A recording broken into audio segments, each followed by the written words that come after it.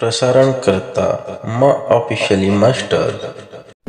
इस वीडियो को देखने के बाद आप समझ पाएंगे कि आलस्य क्या है, यह कैसे पैदा होता है और इसे कैसे खत्म किया जा सकता है।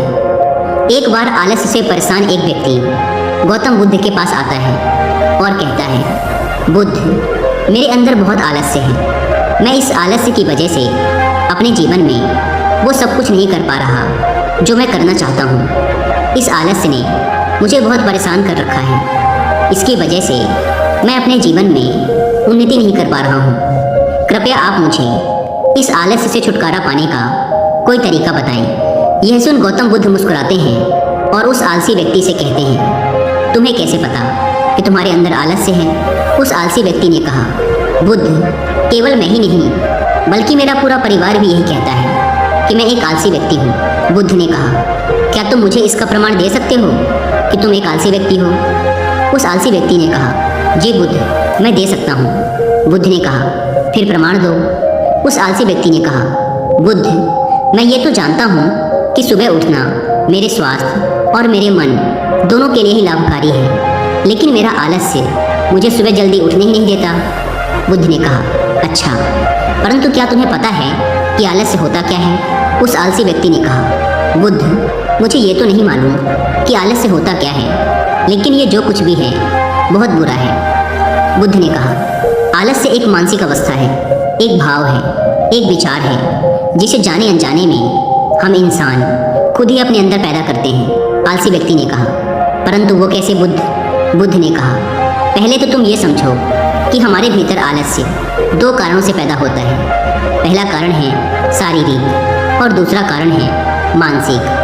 शारीरिक आलस्य का पहला कारण है भोजन। जब हम कोई ऐसा भोजन ग्रहण करते हैं जिसमें खुद कोई जीवन नहीं है, तो ये भोजन हमारे शरीर के लिए बोझ बन जाता है और फिर यह हमारे अंदर आलस्य पैदा करता है, क्योंकि हमारा शरीर भोजन से मिलने वाली ऊर्जा के सहारे चलता है और फिर हम इसे जैसा भोजन देते हैं वैसे ही ऊर्जा हमारे शरीर को भी प्राप्त होती है। इसलिए अगर तुम आलस्य से बचना चाहते हो तो आसानी से पचने वाले और सीधे प्राकृतिक से प्राप्त होने वाले भोज्य पदार्थों को अपने भोजन में शामिल कर दो।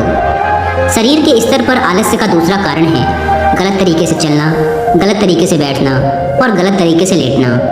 गौतम बुद्ध ने आश्रम के भिक्षुओं की तरफ इशारा करते हुए उस आलसी व्यक्ति से कहा, अगर तुम ध्यान से देखो तो तुम्हें आश्रम के इन भिक्षुओं के चलने, बैठने और लेटने की अवस्थाओं में एक विशेष प्रकार का संतुलन नजर आएगा।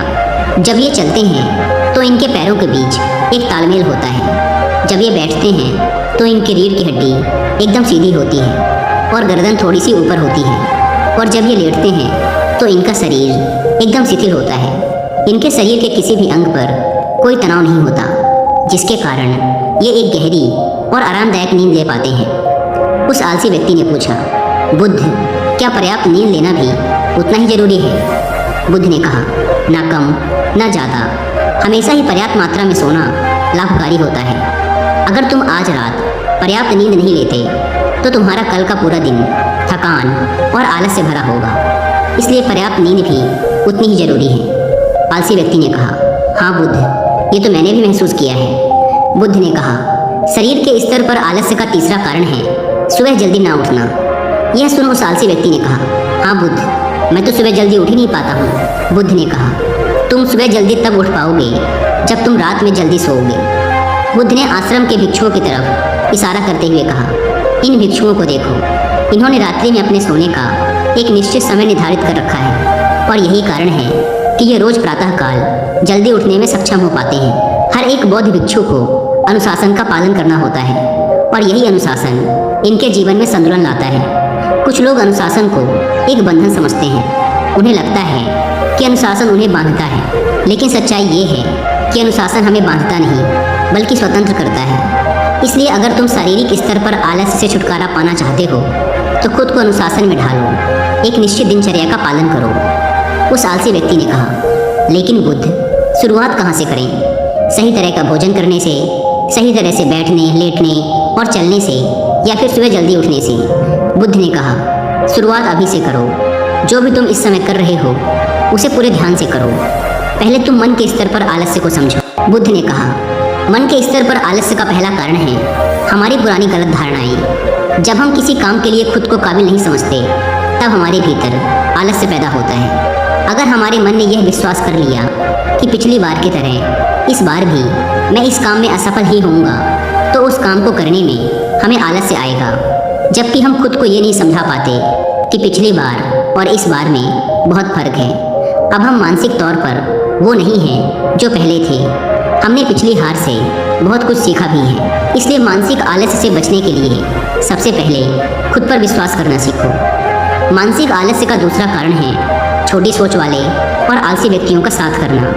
कई बार ऐसा होता है कि हम खुद आलसी नहीं होते, लेकिन कुछ आलसी और कामचोर लोगों के साथ रहते रहते हम खुद भी आलसी और कामचोर बन जाते हैं। यह सुन उस आलसी व्यक्ति ने कहा, हाँ बुद्ध, ये तो मैंने भी महसूस किया है। बुद्ध ने कहा, तो सबसे पहले आलसी और कामचोर लोगों की संगति में रहना छोड़ो। बुद्ध ने आगे कहा, मानसिक आलस्य का तीसरा कारण है काम को टालने की आदत। काम को टालना आलस्य और मानसिक तनाव का सबसे बड़ा कारण है। शुरुआत में तो हमें पता नहीं चलता, लेकिन धीरे धीरे ये आदत हमारे अंदर घर कर जाती है, और ये एक अकेली आदत ही किसी भी इंसान की ज़िंदगी बर्बाद करने के लिए काफ़ी है। इसलिए जो काम आज किया जा सकता है उसे कल पर कभी ना टालें। बुद्ध ने कहा, मानसिक आलस्य का चौथा कारण है लक्ष्य का स्पष्ट ना होना। मान लो तुम किसी बड़े से रेगिस्तान में फंस चुके हो और तुम्हें जोरों की प्यास लगी है, तब तुम क्या करोगे? उस आलसी व्यक्ति ने कहा, मैं पानी की तलाश करूंगा। मैं कोशिश करूंगा कि जल्द से जल्द रेगिस्तान के पास वाले गांव में पहुंच जाऊं। बुद्ध ने कहा, लेकिन अगर बहुत कोशिश करने के बाद भी तुम्हें पानी ना मिले तब? उस आदमी ने कहा, मैं तब भी प्रयास करता रहूंगा, क्योंकि मेरे पास और दूसरा कोई विकल्प ही नहीं होगा। गौतम बुद्ध ने मुस्कुराते हुए कहा, इंसान को आलस्य तभी घेरता है जब उसके पास कोई स्पष्ट लक्ष्य ना हो या फिर उसके समक्ष बहुत से विकल्प उपलब्ध हों। इसलिए लक्ष्य का निश्चित होना परम आवश्यक है। अगर तुम सुबह उठकर व्यायाम नहीं कर पा रहे हो तो उसका कारण तुम्हारी नज़र का स्पष्ट ना होना है। अभी तुम भविष्य में होने वाले रोगों और उन रोगों से होने वाली पीड़ा को स्पष्ट रूप से महसूस नहीं कर पा रहे हो।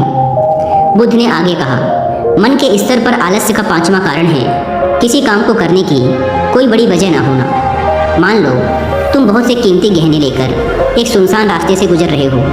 तुम चलते चलते बहुत थक चुके हो और तुम्हारा बैठने का मन कर रहा है, और तुम एक बड़े से पेड़ के नीचे आराम करने के लिए बैठ जाते हो। तुम अभी बैठे ही थे कि तुमने देखा कि दूर से कुछ डाकू तुम्हारी तरफ भागे आ रहे हैं। तो क्या ऐसी परिस्थिति में भी तुम्हारा आलस्य तुम्हें भागने से रोक सकेगा?